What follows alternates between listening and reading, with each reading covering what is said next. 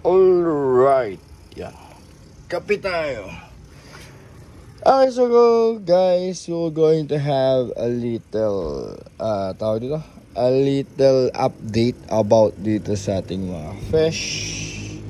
Ito naman, water change lang natin. So guys, hiniwalay natin yung pitong fry from the batch 2 na nag-drop o din-drop noong October 6. Okay, so nakita nyo, we have 6, 7, yun nandyan. And we are now introducing, guys, the BBS. Okay, so bumili tayo ng BBS, and then thank you very much kay sir na nagbigay nitong hatchery natin. Kompleto na, talagang isasaksak na lang. May kasama ng ganitong hose, may kasama na rin ganitong bulb.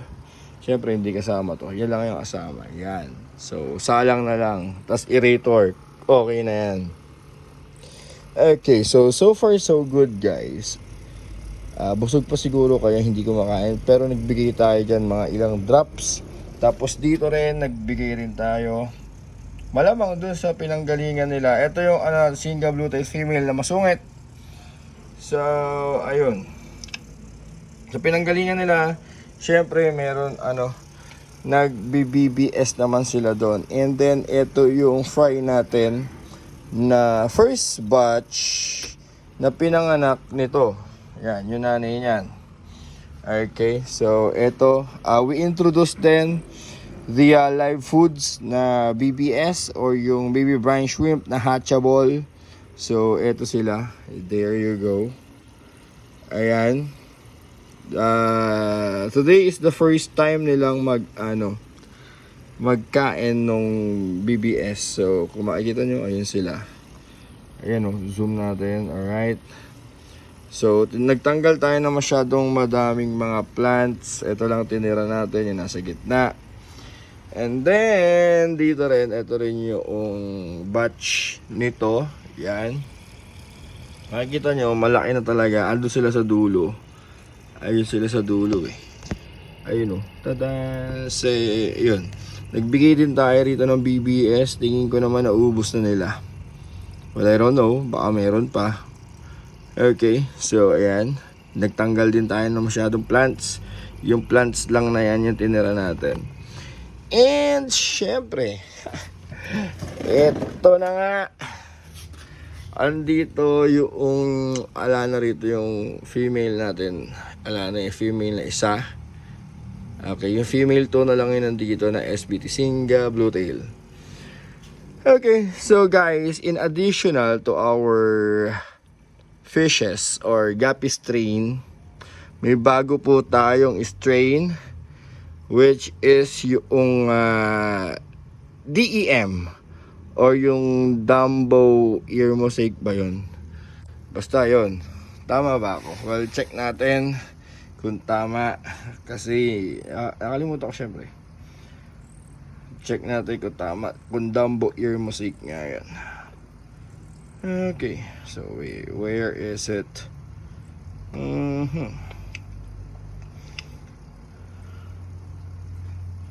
Asan na?